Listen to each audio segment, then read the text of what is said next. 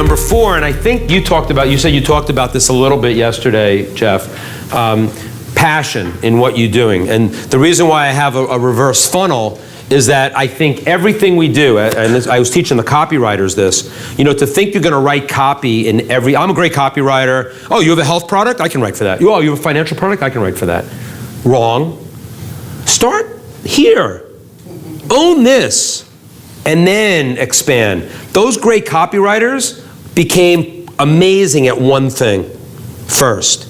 And I got to tell you, I've been really doing I've kind of been consulting my whole life because people would always ask me for stuff and ideas when I was at Boardroom. But now that I'm completely on my own and I take on a consulting client, I got to tell you, almost every consulting client I've had in the 2+ years I've been out on my own, the biggest mistake they always make is they're going too broad too early. And I know you talked about that, so I'm not going to belabor the point. But it's all about niche. It's all about niche. It's funny, when I talk to the copywriters, AWAI kind of sells this dream of being the freelance copywriter. And you can write for anybody in your pajamas. You can do Skype with no pants on. You can go to France and sit on the veranda and collect royalties the rest of your life. It's great. I mean, I like it. I like that there is that dream thing about being a freelance copywriter. There's no doubt. And AWAI does a wonderful job saying what the opportunity is. But to get there, you don't start writing for everybody on everything.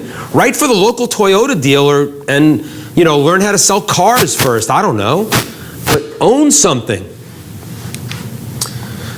Gene Schwartz quote, "The arts are not only imbue our sense of sight, balance, movement, touch, and hearing, they also lift our logical minds, the traditional focus of modern education, into the reaches of possibility, invention, and genius." I have this quote here because Gene Schwartz, when he died, and I do have this in the afterword, when he died, it said Gene Schwartz, art collector, dies. There was like a paragraph about his direct marketing and copywriting. The rest of it was all about him being this world-class art collector. And I only bring that up because it's interesting what we're really passionate about. And I think and then I tried to find a quote that supported it. His love of the arts made him understand human nature in a different way because of this, and that made him a better copywriter when he was writing for health books, which again, he read scientific journals on every health topic, so he knew that too. I mean, he was just like Jay Abraham is a one of a kind, Gene Schwartz is a one of a kind. But why not, try to emulate the best of the best, right? Is he the guy that they made that series of? Say that again? What was it, Mad Men or Mad Men? Was he the guy? I think Ogilvy was kind of it wasn't one prototype. No, it was a tapestry. It was a tapestry of like Doyle Dane Bernbach, Bill Bernbach. There were these classic ad men in the 50s and 60s. Who? Rosser Reeves. He invented the USP, Unique Selling Proposition. He was one I was thinking about putting in our book. Him and Victor Schwab would have been the next two. Yeah. We did these 6, and Craig said, enough, I've done enough work for now. So, but yeah, I think Ogilvy was kind of the prototype for, and I don't know if he was as handsome as John Hamm, but. And even when I went to Hungary last year, and Esther's going to go there too, speaking for a guy who is the #1 teacher for entrepreneurs and marketers, and there aren't a lot of them in Hungary. This was a communist country until 1989, right?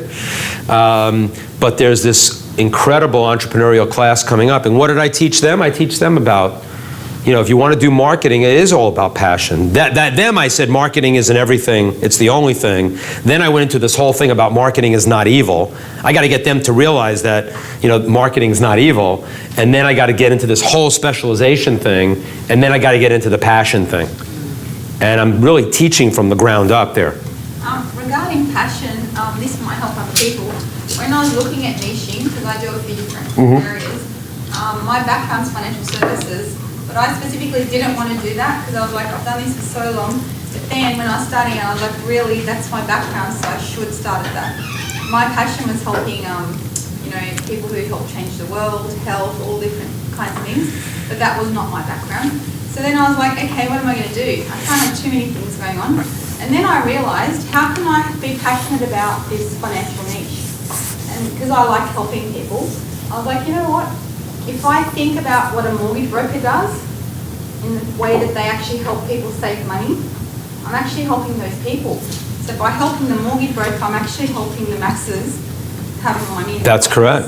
So then I went, you know what? I'm going to stick with this for a while because I am actually still helping people, and now I'm okay with it. Yeah, it's fantastic. I would add one little thing just to think about. What would be the next level of niche that you could go even deeper than that as a starting point?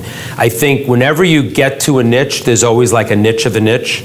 And then you own it, and you own it at such a high price. I'll give you a great example. I guess I can use his name, but I won't use his name. So this guy was a coach for dentists, and there's a lot of those out there out of the Dan Kennedy School, right? So he's coaching dentists, and he starts identifying in that group of dentists that he's coaching to help their practices. He notices that a lot of them are trying to figure out how to sell their practice, and then when they sell their practice, they have all of this money, and they have no idea what to do with it. So where to invest in and what to do, and he had a great background in real estate investing. So what he did was, he actually has a mastermind group of dentists who want to sell their business or have sold their business and how to invest it in real estate. That's a niche of a niche of a niche. He's got, I don't know what the exact numbers are, it's something like, 30 people paying $35,000 a year for a mastermind.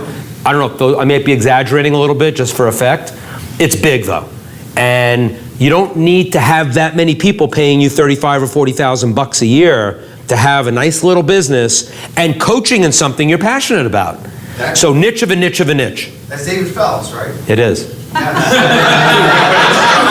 He wins.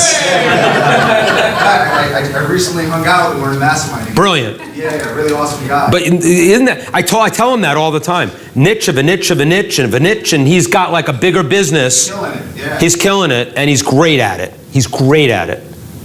And he's got passion, he's got an audience, he's got everything going for it. I'm sorry, my mind wandered. What was the niche of the niche? Dentists who want to sell or buy, most of them want to sell their business, or they've just sold their business, and then how to invest their money, and we're going to teach them real estate investing. That's awesome. And he started being a great coach for dentists, and he knew a lot about real estate. That's one of the things that I teach my insurance agents that really drives a lot of success using the LinkedIn profile, using your LinkedIn, is don't try and be everything to everybody. Find that very direct, market that you're trying to get into. And the whole reason that I even came about that was because I came across in my own travels with the agents that I speak to. I've got a buddy now down in Texas who is making just shy of $1.5 million every single year from not insurance, not personal insurance, not commercial insurance, not an industry, ice cream trucks. Wow. He insures ice cream trucks. I love it. Across Oh, the entire man. nation. See, I couldn't consult with somebody like that because he's already figured it out. He's not a client of mine. No, I'm just saying he's probably killing it because he owns it. He is. He owns it. Then you don't know what a consultant does. A consultant listens to what they do and they go, I agree. Yeah, exactly. Actually, I think, what is despair.com? They say, I think despair.com says consulting, there's much more money to be made in perpetuating the problem than solving it or something like that.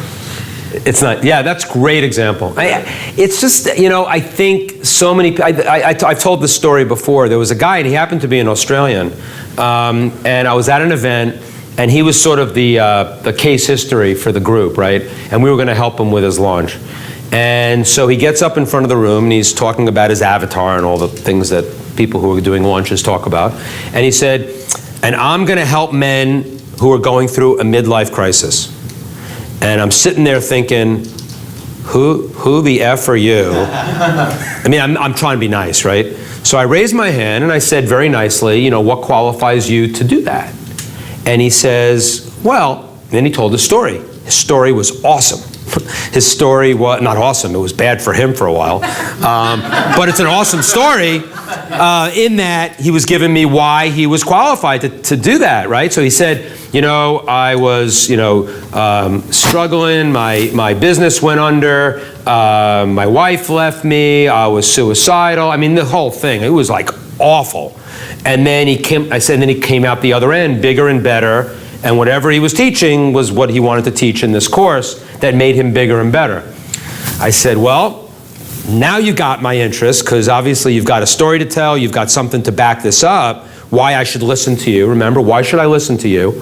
Why are you the expert? I said, what were you doing for a living when you had this nervous breakdown? And he said he was an attorney.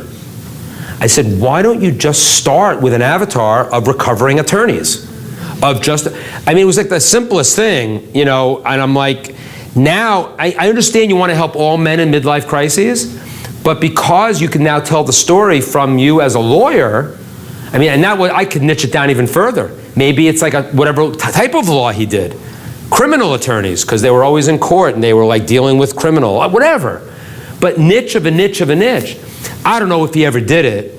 I think he was like hell-bent on, helping all men in midlife crisis. And, frankly, that's a big uphill battle that I don't want to do as a marketer or a copywriter. Imagine the messaging that you can do when you're in that niche. Phelps's copy is like, it's fantastic. And he's not even a copywriter, per se. If you can't advertise yourself, what hope do you have of advertising anything else? David Ogilvy. The guru is your best copywriter. That's it. Dan Sullivan at Strategic Coach talks about, not only never lose your passion, but you never can lose your confidence. Once you lose your confidence as an entrepreneur, you're kind of sunk. So you've got to figure out, why me? Why am I the messenger? But we talked a little bit about that when AJ was talking.